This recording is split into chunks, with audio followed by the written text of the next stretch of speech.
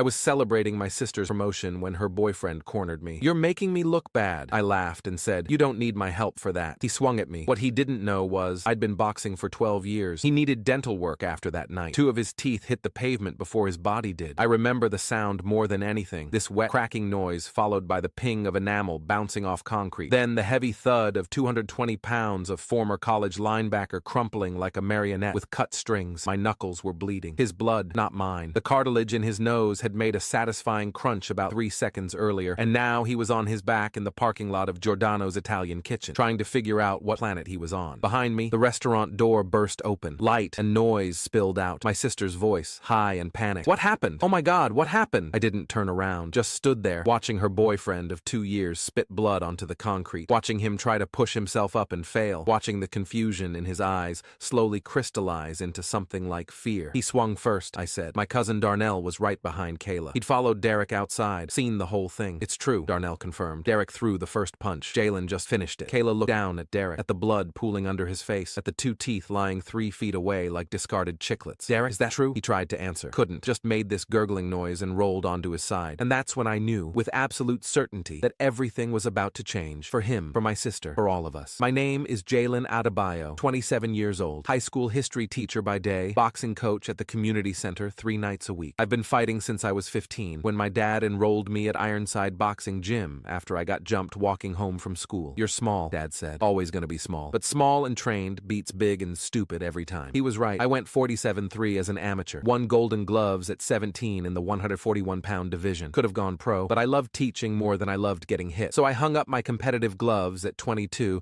and started coaching kids instead. These days, I train teenagers who remind me of myself. Undersized, overlooked, hungry for something to believe in. I teach them footwork and combinations and the most important lesson my father ever taught me. Never throw the first punch, but always throw the last. My sister Kayla is 4 years older than me. 31. Brilliant. Relentless. The kind of person who decides what she wants and then bulldozes through every obstacle until she gets it. She worked 3 jobs through law school. Waitressing, tutoring, and night shifts at a call center. Slept in her car between shifts sometimes because the drive home wasn't worth the gas. Failed the bar exam the first time and cried for 3 days straight before picking herself up and studying for 6 more months. Our dad died of a heart attack 2 weeks before she passed on her second try. Never got to see her sworn in. Never got to see her win her first case, or her 10th, or her 50th, but he would have been proud. We all were. Kayla made senior partner at Whitfield and Associates on a Tuesday in September. Youngest in the firm's history. First black woman to hold the position. Mom wanted to celebrate properly. Rented out the back room at Giordano's, this Italian place Dad used to take us for special occasions. Invited 40 people. Open bar, the works. It was supposed to be perfect. Then Derek showed up. Derek Mullins, 34 years old, regional sales manager for some pharmaceutical company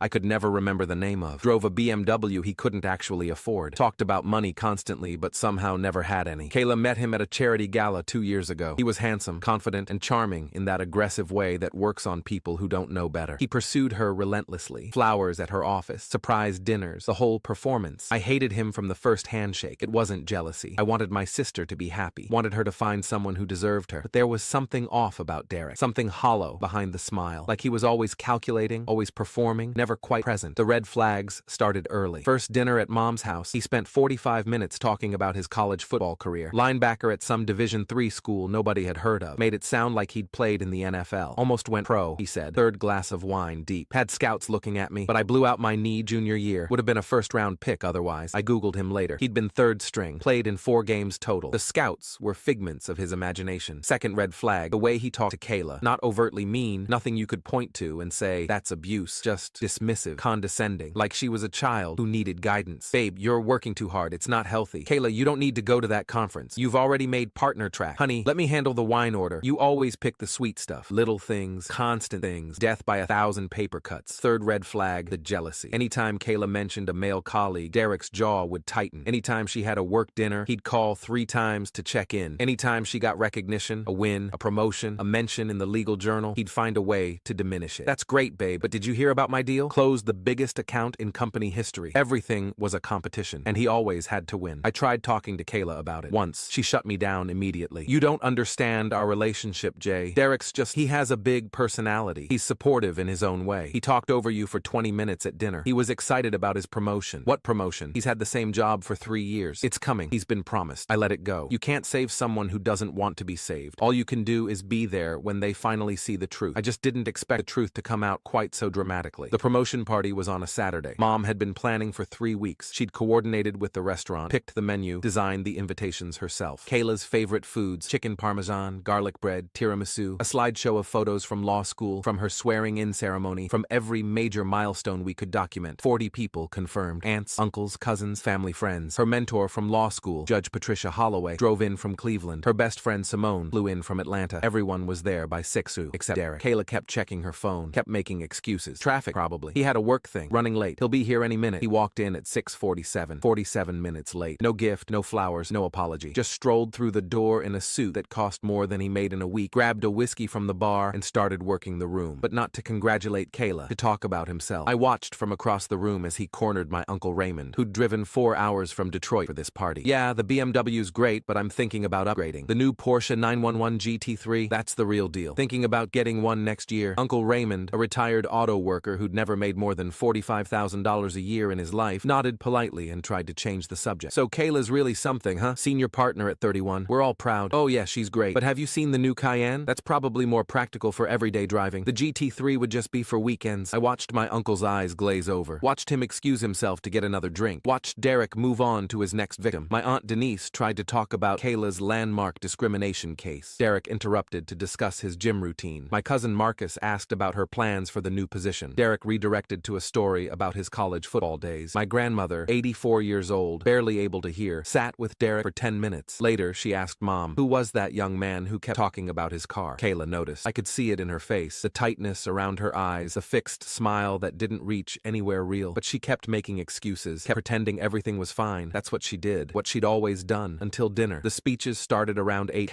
Mom went first, got emotional talking about Dad, about how he'd always believed in Kayla, about how proud he'd be today. Half the room was crying by the end. Judge Holloway spoke next, 23 years on the bench, one of the most respected jurists in Ohio. She talked about mentoring Kayla, about watching her grow from a nervous first-year student into a formidable attorney. I've seen a lot of young lawyers come through my courtroom, she said. Most of them are adequate. Some are good. Kayla is exceptional. She's going to change this profession for the better. The room applauded. Kayla wiped her eyes. Then it was her turn. She stood up slowly, hands shaking slightly. She'd always hated public speaking, even in court. She had notes on little index cards, probably spent hours preparing. I want to thank everyone for being here tonight. This means more to me than you know. When I started law school, I wasn't sure I belonged. I was one of 3 black students in my year. I worked 3 jobs just to stay enrolled. There were nights I wanted to quit. Nights I almost did. She looked at Mom, at me, at the room full of people who'd supported her. But I had people who believed in me, even when I didn't believe in myself. My mom, who worked double shifts so I could focus on studying. My brother Jalen, who drove 6 hours to bring me groceries when I couldn't afford food. My dad, who told me every single day that I was going to be somebody. Her voice cracked. She paused, collected herself. That's when Derek's phone rang. Not vibrated, rang, full volume. Some obnoxious hip-hop ringtone he'd downloaded to sound cool, and he answered it, at the table, in the middle of her speech. Yeah, bro. Nah, I'm at this thing. Some lawyer party. It's boring as hell. Bunch of attorneys patting themselves on the back. I'll call you after. He didn't whisper, didn't even try to be subtle. Just had a full conversation while my sister stood frozen at the front of the room, mid-sentence, watching her boyfriend of 2 years tell someone her promotion party was boring. Half the room heard. My Aunt Denise gasped audibly. Judge Holloway's face went cold. Mom looked like she wanted to throw something. Kayla's voice faltered. She rushed through the rest of her speech, thanking people she'd meant to thank properly, skipping the parts about her dad that she'd clearly rehearsed, and sat down with tears in her eyes that had nothing to do with happiness. Derek didn't notice, too busy laughing at his phone. I watched my sister wipe her eyes with her napkin. I watched my mother's hands shake with suppressed rage. I watched 40 people shift uncomfortably while Derek scrolled through Instagram, completely oblivious to the damage he'd just done. And something in me snapped. I stood up, clinked my glass with a fork. The room went quiet. Derek didn't even look up from his phone. I want to say something about my sister. Kayla looked at me, confused. This wasn't planned. When I was 16, I got jumped walking home from school. 3 kids beat me pretty bad. Broke my nose, cracked 2 ribs. I came home crying, told Kayla I never wanted to go outside again. The room was silent. Derek was still scrolling. You know what she did? She skipped her shift at the restaurant, a shift she needed to pay her rent, and sat with me all night. Told me stories about our dad, about how he'd been bullied as a kid too, about how he learned to stand up for himself, not by fighting back, but by becoming someone worth respecting. I looked at my sister. Her eyes were wet. Then the next morning, she drove me to the boxing gym, said if I was going to learn to fight, I might as well learn to fight properly. Stayed with me for my first lesson, cheered me on at my first match, took a bus across the state to watch me win Golden Gloves. Mom was crying now. So was Aunt Denise. Kayla worked 3 jobs through law school, slept in her car between shifts, studied in parking lots and hospital waiting rooms and anywhere she could find light. She failed the bar the first time, took it again 6 months later, 2 weeks after our dad died. stride and pass, because that's who she is. She doesn't quit. She doesn't give up. She just keeps going until she gets where she needs to be. I raised my glass. Our dad would be proud of you, Kay. We all are. You earned this. Every single piece of it. The room erupted. Applause, tears, standing ovation. Judge Holloway was clapping so hard I thought she'd hurt herself. Kayla was sobbing now. Good tears. Real tears. She mouthed, "Thank you," across the room. Everyone was celebrating. Everyone except Derek. I heard him mutter something under his breath. Didn't catch all of it. Just the word dramatic. 20 minutes later, I stepped outside. Needed air. Needed to cool down before I did something I'd regret. The parking lot was quiet. October night. Cool enough to see my breath. I leaned against the brick wall and tried to slow my heart rate. The door opened behind me. I didn't have to turn around to know who it was. "We need to talk." Derek's voice. Tight. Angry. I stayed where I was. "About what?" "About you embarrassing me in there." Now I turned. He was standing 3 feet away. Jaw clenched. Fists balled at his sides. The whiskey was strong on his breath. I could smell it from where I stood. "Embarrassing you?" I gave a toast to my sister. All that she's so amazing garbage. The crying, the standing ovation. "You made me look like an asshole." "Derek, you answered your phone during her speech." "It was important." "More important than her?" His eye twitched. "You don't know anything about our relationship. I know she cries after half your dates. I know she apologizes to Mom for your behavior. I know she deserves better." He stepped closer. Into my space, the way guys do when they want to intimidate. "Watch your mouth." "Or what?" "Or I'll teach you some respect." I almost laughed. "You? Teach me respect? You think because you're her little brother you can talk to me like that? I'm the one who's going to marry her. You're just the annoying kid who won't take a hint." "Marry her?" "Derek, you showed up an hour late without a gift and spent the whole night talking about your car. I had work. You had narcissism." His face went red. Purple, almost. "I'm sick of you. Sick of your whole family looking at me like I'm not good enough. Maybe you should take the hint. Maybe you should shut your mouth before I shut it for you." I stayed perfectly still, relaxed my shoulders, dropped my hands to my sides. "Try it." He shoved me, both palms to my chest, hard enough to push most people off balance. I didn't move. 12 years of boxing teaches you a lot of things. Footwork, timing, how to read an opponent. But mostly, it teaches you how to stay grounded, how to absorb force and redirect it, how to make yourself immovable. Derek's eyes widened slightly. He hadn't expected that. "Hit me back," he growled. "Give me a reason." I smiled. "You sure you want that? You think I'm scared of you, little pretty boy? I played linebacker in college. I'll put you through that wall. I boxed for 12 years. Golden gloves at 17, 136 fights, amateur and exhibition combined. You're not gonna put me anywhere." His smile flickered just for a second. "You're bluffing." He swung. Wide, looping right hand, telegraphed from a mile away. The kind of hunched drunk guys throw at bars when they've never been in a real fight. I slipped left. His fist caught nothing but air. Before he could reset, I jabbed. Straight left to the nose. Felt the cartilage crunch under my knuckles. He stumbled back. Blood pouring immediately. Eyes watering. "What the f—" He swung again. Wild right hook. More arm than hip. No power. I stepped inside. Let his momentum carry him past me. Drove a right hook into his ribs. He folded. Made this wheezing sound as the air left his body. I could have stopped there. Probably should have. But I thought about Kayla. About 2 years of watching her shrink. About the way she'd rushed through her speech. About the tears she'd tried to hide. I threw the uppercut. Clean. Right on the button. His head snapped back like a Pez dispenser. He went down. Hit the concrete flat on his back. 2 teeth flew out. Actually flew. Spinning through the air like tiny white dice. He didn't get up. That's when the door opened. The aftermath was chaos. Kayla ran to Derek first. Instinct, I guess. 2 years of programming. But when she saw his face, saw the blood pooling on the concrete, saw the teeth lying 3 feet away, she stopped. "What happened?" "He swung first," I said. For the second time that night. Darnell backed me up. I saw the whole thing. Came out to check on Jay. Derek was in his face. Pushed him. Threw the first punch. Other people were spilling out of the restaurant now. My mom, Uncle Raymond, Judge Holloway, who assessed the scene with the practiced eye of someone who'd seen a lot of assault cases. Derek was trying to sit up. Blood everywhere. His nose, his mouth, his formerly white shirt. "He attacked me," Derek slurred. "That psycho attacked me. I want him arrested." Mom looked at me, at my bloody knuckles, at Derek on the ground. "Jalen?" He followed me outside, got in my face, shoved me, swung at me. I held up my hands. "Self-defense." "That's a lie." Derek was on his feet now, swaying. "He provoked me. He's been trying to break us up since day one." Judge Holloway stepped forward. "I'm Patricia Holloway, Cuyahoga County Court of Common Pleas. I've been on the bench for 23 years. Derek, shut up. "I heard raised voices through the door. Came out just as you threw the first punch." She looked at him with undisguised contempt. "From where I was standing, this young man acted in self-defense. You weren't. I'm also a witness to your behavior this evening. Arriving late to your girlfriend's celebration. Talking on your phone during her speech. Making the entire event about yourself." She shook her head. "I've seen a lot of unimpressive men in my courtroom, Mr. Mullins. You're not even memorable enough to make that list." She turned to Kayla. "Your brother defended your honor. He also broke this man's nose and possibly his jaw. Given the circumstances, I'd suggest everyone goes home and decides whether they want to involve the police." Derek spit blood onto the concrete. "I'm pressing charges. Assault, battery. That's jail time." "You could do that," Judge Holloway said calmly. "But given that multiple witnesses saw you throw the first punch, you'd likely face charges yourself. And I imagine your employer would be interested to know that a regional sales manager was arrested for starting a fight at a family event." Derek's face went pale. Well, paler than the blood loss had already made it. "This isn't over," he said, but the threat was hollow. Even he knew it. Kayla hadn't said a word since asking what happened. She just stood there, her, staring at Derek like she was seeing him for the first time. Kayla, baby. Derek reached for her. Come on, let's go home. We can talk about this. She stepped back. Don't touch me. Babe, you attacked my little brother at my promotion dinner in front of my entire family. He provoked me. He was talking shit, saying you deserved better. I do deserve better. Silence, the kind that stretches. What? I do deserve better, Derek. I've known it for months. I just didn't want to admit it. Kayla, come on. We've been together 2 years. 2 years of you making everything about yourself. 2 years of you diminishing everything I accomplish. 2 years of you treating my family like they're beneath you. Her voice was shaking, but not with fear. With something else. Something stronger. You answered your phone during my speech. You called my promotion party boring. You couldn't even show up on time. I was working. You were establishing dominance. That's all you ever do. Everything is a competition with you,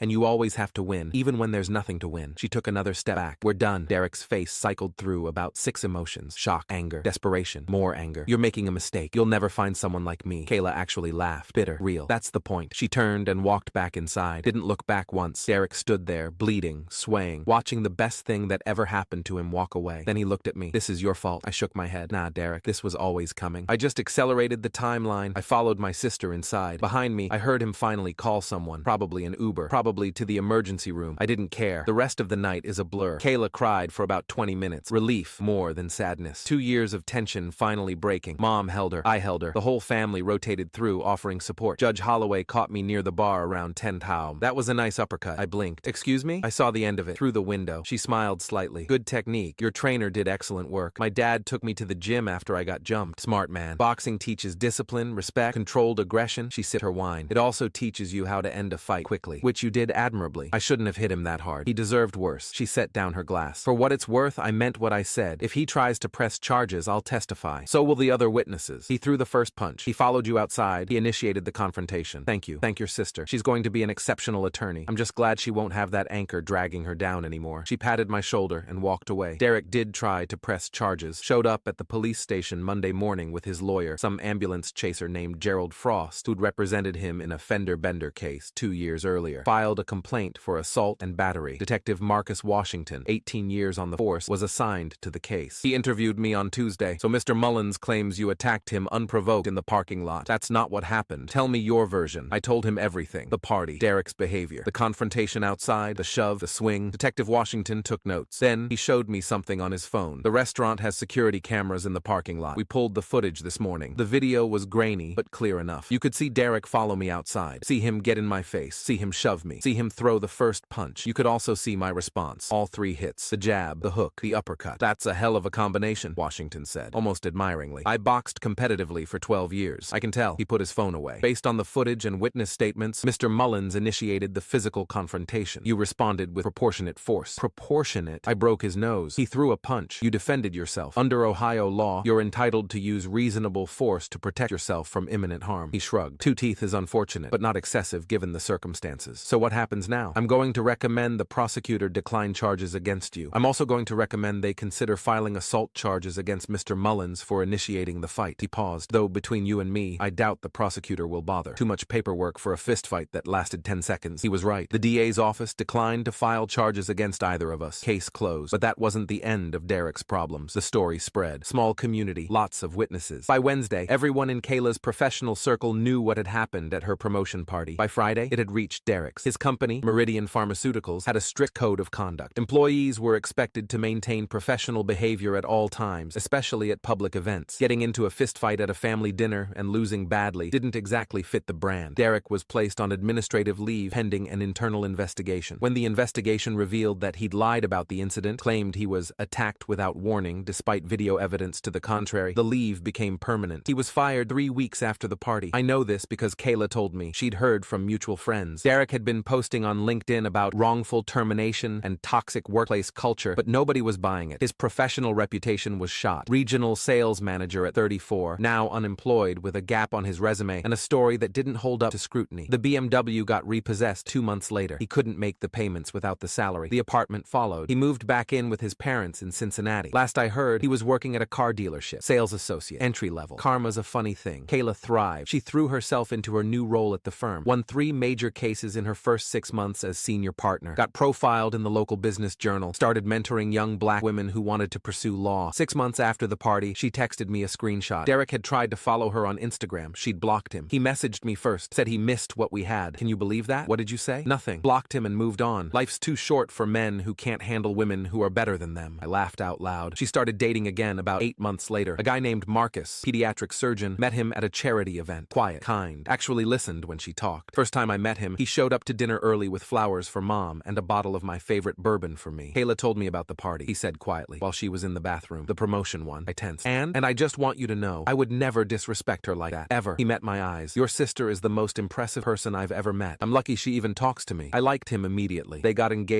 last month. Weddings in the spring. The night of the fight, after everyone had gone home, Kayla and I sat on Mom's porch past midnight. Cold enough to see our breath. Neither of us wanted to go to sleep. You didn't have to do that, she said finally. Do what? The toast, the fight, any of it. I looked at her. My sister. The person who'd driven me to my first boxing lesson. Who'd cheered at my matches. Who'd believed in me when I didn't believe in myself. Yeah, I said. I did. She was quiet for a while. Then, I knew he was wrong for me. For a long time. I didn't want to admit I'd wasted 2 years on someone who didn't deserve them. That's not wasted time. That's learning. Learning what? Learning what you don't want. So you can recognize what you do. She laughed, leaned her head on my shoulder. When did you get so wise? Somewhere between the jab and the uppercut. She punched my arm, lightly, the way she used to when we were kids. Thank you, Jay, for everything. That's what little brothers are for. We sat there until the cold drove us inside, until the stars started to fade, until the night finally ended and something new could begin.